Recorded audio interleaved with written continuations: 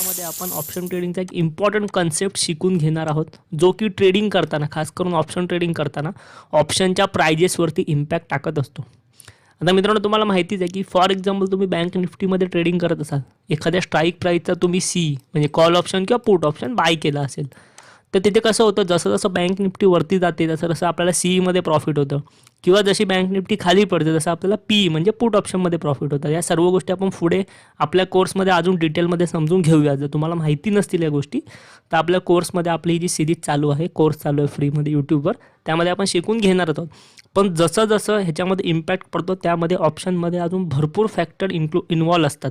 म्हणजे फक्त bank Nifty किंवा निफ्टीची प्राईस जशी वरती जाते तसं त्या ऑप्शनवर फरक नाही पडत. त्याच्यामध्ये अजूनही भरपूर गोष्टी इन्व्हॉल्व असतात, ज्याच्यामध्ये टाईम असतो किंवा अजून ऑप्शन ग्रीक्स वगैरे असतात.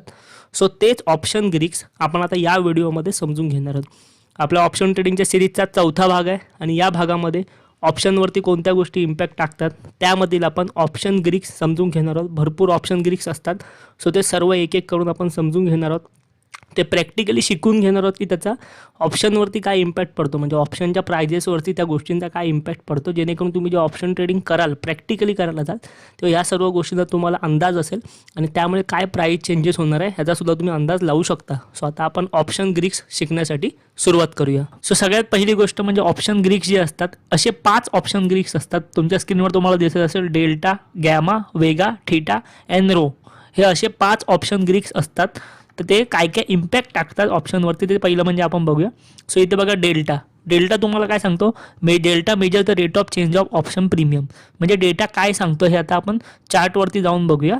डेल्टा तुम्हाला काय इम्पॅक्ट टाकतो तुमच्या ऑप्शनवरती ते. तर जेव्हा तुम्ही ऑप्शन चेन ओपन करणार सेन्सिबलवरती, तर ऑप्शन चेन ओपन केल्यावर तुमच्या पुढे एक ऑप्शन येणार.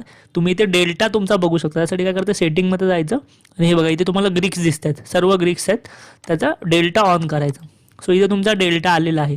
तर डेल्टामध्ये काय असतो, डेल्टा बेसिकली की डेल्टा जो आहे तो तुमचा कॉल ऑप्शनसाठी जो आहे डेल्टा, तो 0 to 1 मध्ये असतो. म्हणजे हे कॉल ऑप्शन्स आहेत, सो ह्याच्यामध्ये जो डेल्टा आहे तो 0 to 1 या रेंजमध्ये असणार. आणि जे पुट ऑप्शन असणार त्यामध्ये डेल्टा तुमचा -1 to 0 या रेंजमध्ये असणार. सो अशा प्रकारे तुम्ही इथे डेल्टा कॅल्क्युलेट करू शकता. इथे बघा पुटमध्ये तुम्ही बघितलं या ठिकाणी डेल्टा आलाय, तो 0 to -1 या रेंजमध्ये तुमचा असणार आणि कॉल ऑप्शनमध्ये 0 to 1 या रेंजमध्ये असणार. ऑप्शन कॉलवरती बघून घेऊया कशा प्रकारे तुम्हाला डेल्टा दिसतोय आणि त्याचा इम्पॅक्ट काय होतो. तर डेल्टा तुम्हाला काय सांगतात, फॉर एक्झाम्पल तुम्ही जर बघाल, आता हा निफ्टीचा चार्ट ओपन आहे आणि निफ्टी 18,200 स्ट्राईक प्राईजवरती डेल्टा आहे 0.4. इथे बघा 0.40चा डेल्टा आहे आणि स्ट्राईक प्राईज आहे 18,200 निफ्टीवरती. सो डेल्टा तुम्हाला काय सांगतो ते आपण चार्टवरती जाऊन बघूया. तो इथे बघा आपल्या पुढे निफ्टीचा चार्ट ओपन होतोय, सो त्याच्यावरती आपण बघूया डेल्टा तुम्हाला काय सांगतो ते. आता 18,200च्या इथे आपला डेल्टा तुम्हाला दिसलेला होता एक जवळपास 0.4 तुम्हाला एक्झॅक्ट डेल्टा दिसलेला होता, ज्याची स्ट्राईक प्राईज होती निफ्टीची 18,200. सो 18,200 आपण इथे टाईप केलेला आहे आणि आपला डेल्टा होता तिथे 0.4.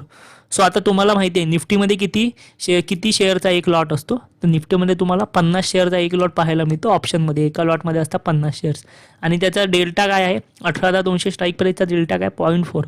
सो एका लॉटमध्ये असतात 50 शेअर. या 50 शेअरला 0.4ने मल्टिप्लाय करायचं. 50 शेअरला 0.4ने मल्टिप्लाय केलं, व्हॅल्यू किती आली 20. सो आता हे 20 काय आहे आपण समजून घ्या. सो अशा प्रकारे तुम्ही डेल्टा पर लॉट डेल्टा कॅल्क्युलेट करू शकता. हा जो तुम्हाला डेल्टा आलेला आहे हा तुम्हाला फक्त स्ट्राईक प्राईजचा आहे, तुम्हाला पर लॉटचा डेल्टा हवा इथे. सो तुम्ही पर लॉट म्हणजे ह्याला 50ने मल्टिप्लिकेशन केलं, कारण की 50 शेअर असतात एका लॉटमध्ये, तुम्हाला 20 आला. आता आपण हे सर्व डेल्टा वगैरे का कॅल्क्युलेट केली, एवढी मेहनत का घेतली, कारण की जर समजा फॉर एक्झाम्पल निफ्टीची व्हॅल्यू आता चालू आहे 18,200 आणि निफ्टी जर 1 पॉईंटने वरती गेली तर तुमचा प्रॉफिट जो आहे तो 20 रुपयाने वाढणार, असा याचा अर्थ आहे. डेल्टा तुम्हाला हे सांगतो की निफ्टी जर 1 पॉईंटने वरती गेली तर तुमचा प्रॉफिट किती वाढणार ते. आता तुम्ही जर ऑप्शन चेनमध्ये आलात आणि इथे पर लॉट केलात तर तुम्हाला ऑब्वियसली इथे 20 दिसून जाणार. म्हणजे हे तुम्हाला कॅल्क्युलेशन करायची पण गरज नाही आहे, पण हे 20 कसं आलं हे मला तुम्हाला सांगायचं होतं, म्हणून मी तुम्हाला सर्व कॅल्क्युलेशन करून दाखवलं. पण आपण पर लॉट व्हॅल्यू बघत नाही, आपण फक्त स्ट्राईक प्राईजनुसार आपल्याला एक्झॅक्ट व्हॅल्यू बघतो, कारण की ह्याचा जो डेल्टा तो 0 to 1 मध्ये असतो, हे सुद्धा तुम्हाला मला दाखवायचं होतं. तर इथे बघा 0.4ला आपण मल्टिप्लिकेशन केलं, 20 व्हॅल्यू आली डेल्टाची. याचा अर्थ 18,200वरनं मार्केट जर वरती गेलं तर जो डेल्टा आहे त्या डेल्टामुळे आपल्याला 20 रुपये प्रॉफिट होणार पर 1 पॉईंट मार्केट वर गेलं त्यासाठी. सो अशा प्रकारे इथे तुम्हाला डेल्टा दिसतो आणि डेल्टाचं हे महत्त्व असतं. म्हणजे मार्केट तुम्ही ज्या ऑप्शनने कॅल्क्युलेट करणार की आता मार्केट 18,200ला आहे, 1 पॉईंट वरती जर मार्केट गेलं तर मला प्रॉफिट किती होणार, 20 रुपये. हे प्रॉफिट कसं कळलं तुम्हाला, डेल्टानुसार कळलं. सो अशा प्रकारे तुम्हाला डेल्टाचं महत्त्व असतं ऑप्शन ग्रीक्समध्ये. तर हे तुम्ही निफ्टीमध्ये, बँक निफ्टीमध्ये कोणत्याही इंडेक्समध्ये लावू शकता जेणेकरून तुम्हाला डेल्टाची व्हॅल्यू कळेल. तसंच सेम पीईमध्ये सुद्धा आहे. म्हणजे मार्केट जर खाली गेलं तर तुम्हाला किती पॉईंट लॉस होणार हे तुम्हाला डेल्टा तिकडे सांगतं. सो आता आपण अजून एक दुसरा ऑप्शन ग्रीप बघून घेऊया ज्याचं नाव आहे गॅमा. तर गॅमा तुम्हाला काय सांगतो, गॅमा हा काय करतो, हा डेल्टामध्ये किती चेंज होणार आहे हे फक्त मेजर करतो. तर गॅमा तुम्ही ऑप्शन ट्रेडिंगमध्ये तुम्हाला इतकासा प्रभाव टाकत नाही, कारण हा जो रेट ऑफ चेंज असतो तो खूप कमी प्रमाणामध्ये असतो. सो तुम्ही इंट्राडे वगैरे करत असाल तुम्हाला इतकासा तो प्रभाव टाकणार नाही. पण आपण गॅमा काय आहे समजून घेऊया. सो गॅमा जो आहे तो तुम्हाला फक्त डेल्टामध्ये किती चेंज होणार आहे हे सांगतो. तो तुम्हाला प्रॉफिट आणि लॉस किती होणार आहे हे सांगत नाही.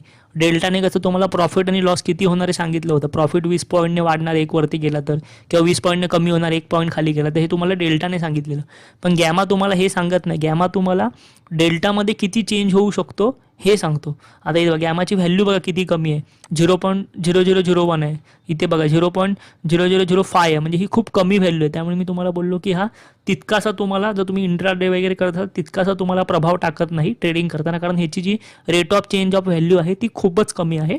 आणि हा फक्त डेल्टावरती प्रभाव टाकत असतो. हा डायरेक्टली तुम्हाला प्रॉफिट और लॉस किती होणार हे सांगत नाही. तर गॅमा तुम्हाला काय सांगतो, निफ्टी जर 1 पॉईंटने वरती गेली तर डेल्टामध्ये किती पॉईंटने चेंज होणार हे तुम्हाला गॅमा सांगतो. म्हणजे डेल्टाने तुम्हाला काय सांगितलं, निफ्टी 1 पॉईंट वरती गेली तर तुम्हाला 20 रुपये प्रॉफिट होणार. हे 18,200च्या स्ट्राईक प्राईसनुसार सांगितलं. तुम्ही फक्त 20 रुपये पकडून चालू नका प्रत्येक वेळेला. हे आपण कॅल्क्युलेट केलेलं होतं. इथे डेल्टा 0.40 होता, त्याला 25ने, त्याला 50ने मल्टिप्लिकेशन करून आपण कॅल्क्युलेट केलेलं किती प्रॉफिट होणार. तसंच गॅमा तुम्हाला काय सांगतो, निफ्टी जर 1 पॉईंट वरती गेली तर डेल्टामध्ये किती पॉईंटने वाढ होणार, 0.0005 पॉईंटने डेल्टामध्ये वाढ होणार निफ्टी 1 पॉईंटने वरती गेली तर. तसं तुम्हाला गॅमाने सांगितलेलं आहे. तिसरा आपला ग्रीक्स होता तो आपण बघून घेऊ. तो आहे थीटा. तर थीटा तुम्हाला काय सांगतोय, तर मार्केट एक्सपायरीपर्यंत जर सेम लेवलवर राहिलं तर किती प्रॉफिट किंवा किती लॉस होऊ शकतो हे तुम्हाला थीटा सांगतो. म्हणजे तुम्ही जर ऑप्शन ट्रेडिंग करत असाल तर तुम्हाला माहिती आहे की समजा तुम्ही बाय केलात सी किंवा पी आणि जर ते एकाच लेवलला मार्केट राहिलं तरी पण तुमची जी व्हॅल्यू असते ती कमी कमी होत जाते. सो तुम्हाला बऱ्याच जणांना प्रश्न पडला असेल की मी आता मार्केट वरती जाईन म्हणून सी बाय केला, पण मार्केट त्याच ठिकाणी राहिलं तर मला लॉस कसं होतं. त्याच ठिकाणी राहिलं तर मला लॉस नाही झाला पाहिजे कारण की मार्केट त्याच ठिकाणी राहिलं आहे. पण तसं नसतं.